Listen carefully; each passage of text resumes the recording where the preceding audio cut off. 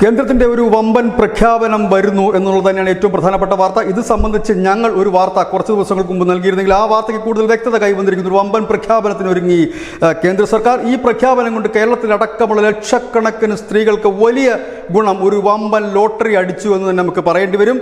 കിസാൻ സമ്മാന നിധി അത് 6000 രൂപയാണ് ഒരു വർഷം കേന്ദ്ര സർക്കാർ കൊടുക്കുന്നത്. അത് 12000 രൂപയാക്കി ഉയർത്തുന്നു. പക്ഷേ ഇതിന്റെ നേട്ടമുണ്ടാകുന്നത് സ്ത്രീകൾക്കാണ്. കർഷകരിൽ 60% സ്ത്രീകളാണ്. പക്ഷേ 13% സ്ത്രീകൾക്ക് മാത്രമാണ് ഈ കിസാൻ സമ്മാന നിധിയുടെ പൈസ ലഭിക്കുന്നത്. അത് മാറ്റിക്കൊണ്ട് ഇതിൻ്റെ ഡബിൾ ആക്കുകയാണ്. അതായത് 2000 രൂപ എന്നുള്ളത് 4000 ആക്കുന്നു. അതായത് ഒരു വർഷത്തിൽ 6000 രൂപയാണ് കിസാൻ നിധി പ്രകാരം കിട്ടുന്നത്. അത് 12000 രൂപയാക്കി ഉയർത്തുന്നു.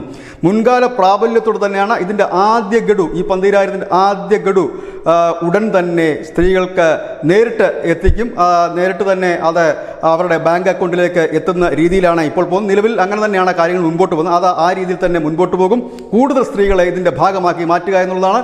രാജ്യത്ത് 60% സ്ത്രീകളാണ് കാർഷിക വൃത്തിയിൽ ഏർപ്പെട്ടിരിക്കുന്നത്. അതിൽ 13% മാത്രമാണ് നിലവിൽ ആനുകൂല്യം ലഭിക്കുന്നതെന്ന് കണ്ടെത്തിയതിനെ തുടർന്നാണ് 60% സ്ത്രീകളിലേക്ക് ഇതെത്തുന്നു.